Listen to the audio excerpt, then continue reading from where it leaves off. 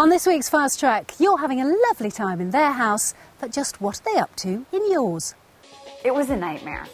It was a freaking nightmare. Also this week, the site that helps you manage your frequent flyer miles and the real story behind this unclaimed baggage. That's online check-in later in the show. And not nearly civil enough. We find out why war reenactments are all the rage in the States right now.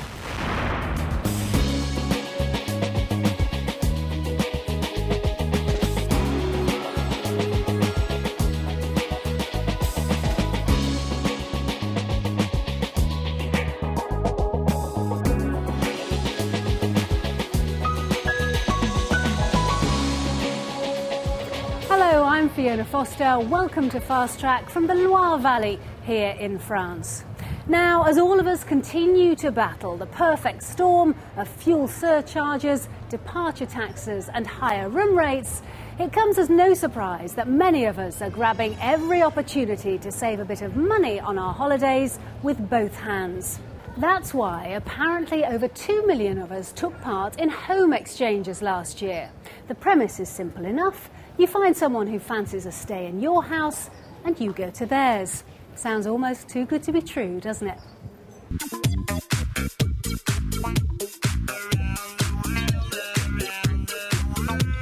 As hotel rates around the world continue to rise and travellers look at ways to save money, the home swapping holiday, despite being over 50 years old, is a trend that really seems to be hitting its stride. Some home exchange organisations report membership numbers up by 20%. Kirsten, who set up a home swap site in France just last year, says the appeal is twofold. I think the first thing is really the enormous financial advantage. You can travel anywhere in the world, and you can save on average of $5,000 on your trip because you don't have to pay for hotels. On top of that, there's the interest that many people have, which is being able to live a real local experience how other people live in the world. That's a great advantage. Joining one of the several organisations around the world which offer this kind of dating service for homeowners can cost anywhere between $60 and $200. That then gives you a year's access to the listings and contact details of thousands of other members. After that, it's up to you to find someone who wants to swap with you. Now, in the interest of full disclosure, I should perhaps say that I am a bit of a fan of home exchanging. I've done about half a dozen with my family now. We've spent New Year in Paris, we've been skiing in New Mexico, we spent 2 weeks on the beach in Florida, and this for me is the worst bit of home exchanging. It's getting your house ready for guests when you have to get your own family ready to go away at the same time. There's the cleaning, there's the tidying, there's the telling the family all the foibles of your house, how to feed the pets, ringing the insurers about car swapping, and, if they're lucky, maybe making them something to make them feel welcome once they're here. I'm getting my house in London ready for seasoned swapper Debbie Peters and her family. She's been exchanging her home in France for the past 16 years, ever since her children were small. I think it's very relaxing. I think for me that's, you've got everything around you need, and it feels like home, so you're not, you can easily relax on your holiday instead of often in rented accommodation. You don't have nice settees, you don't feel relaxed at all. But of course, home swapping is not for everyone. In fact, some people can't think of anything worse. It does require something of a leap of faith, as well as a chat with your insurers. In many cases, there's no contract, and so in that case, if ever something does happen, like if your property is damaged or something is lost or stolen, there's no legal recourse unless you have a contract.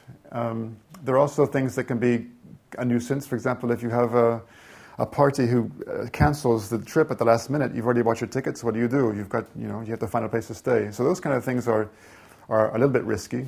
But once again, overall, considering what you gain, it's not such a bad deal. I think for yourself, you need to be somebody that's fairly relaxed and open, that you don't, obviously you don't mind sharing your home and your personal things. If you've got, there's maybe just a few things that, you think, oh God, I hope they don't break that. But then if you're that concerned, you put it away.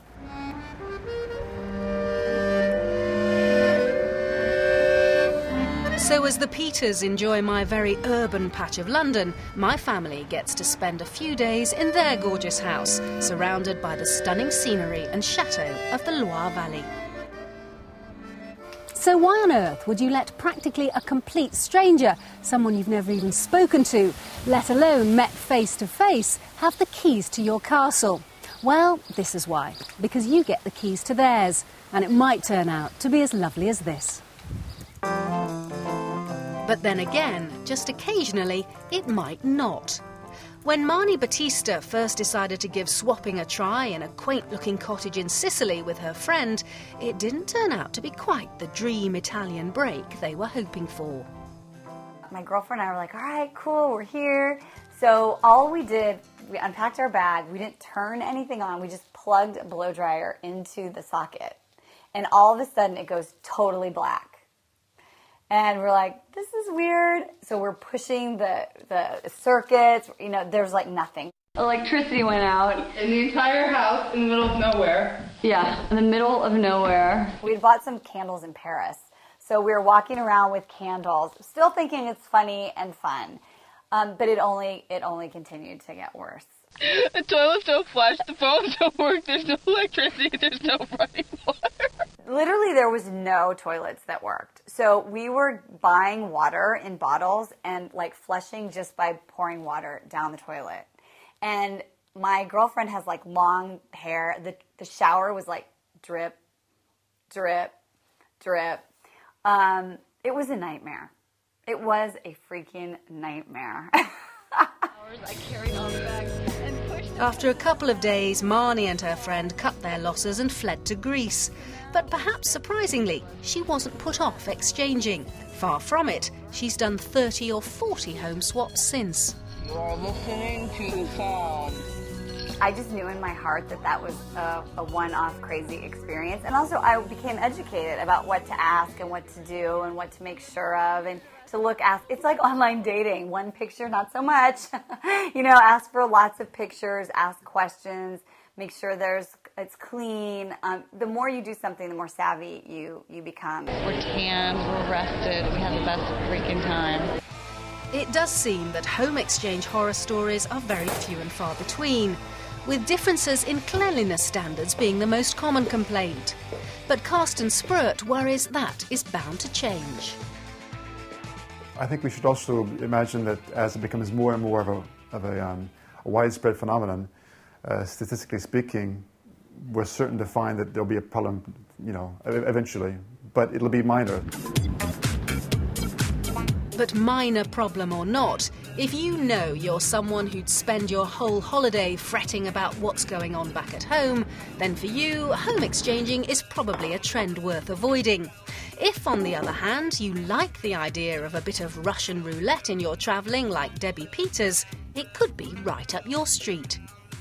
I tend to wait and see what offers we get. I think, why not? And like we went to Norway and I wasn't planning to go, but somebody said, and to go up to Tromsø. I thought, wow, fantastic, Tromsø, you know, they're right up north. And in fact, it rained for 2 weeks, so I can't say it was fantastic weather-wise, but it was still a good experience, and which we would never have had otherwise. And my advice would be always take a really good look at those photos. And do let us know what you think about this subject. Have you had any bad experiences of home exchanging, or are you now completely addicted to swapping your home? We'd love to hear from you. Our usual address is fasttracktravel@bbc.co.uk. Time now for more news from the world of travel this week. In Japan, the fight's beginning to get tourists back into the country following the earthquake and tsunami there in March. Visa rules have been slackened slightly for Chinese visitors, and marketing officials were out in force at the recent Hong Kong International Tourism Expo. Kirsten Magasdi was there for Fast Track. The reason they've come out in such force in Hong Kong to get their message across that much of Japan is still safe to visit is that this fair attracts tourism representatives from over 50 countries. Also because Japan desperately needs to revive its strongest markets, Hong Kong, Singapore, South Korea, China. Tourism from Asia fell by up to 90% following the disaster. And the recovery has been slow, hampered particularly by ongoing concerns about radiation from the Fukushima Daiichi nuclear plant. Japan Tourism, however, hopes that its new initiatives will lure tourists back. We are providing accurate information on Japan after the great earthquake. It's quite safe, and we are closely working with the hotel people, travel agents, and airline people to introduce the very reasonable tours to Japan. We have more than 300 islands in Okinawa, and it is 1,700 kilometers away from the Fukushima Daiichi nuclear plant.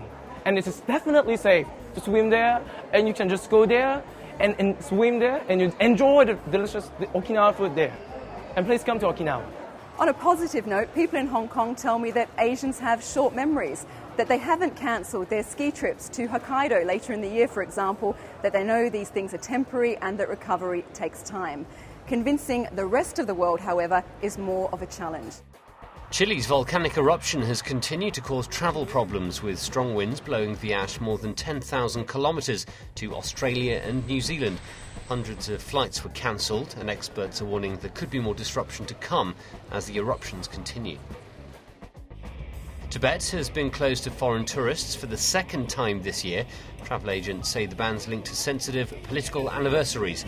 It's going to remain in place until the end of July. And this could be just the thing for all those lonely business travellers on the road. Remote virtual lovemaking will be a distinct possibility by 2030, according to British hotel chain Travelodge. Its report predicts couples will be able to experience certain sensations even though they're miles apart.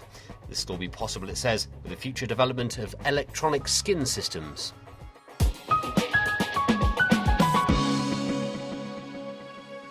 Coming up after the break, Carmen's back with all that's weird and wonderful for travellers on the web.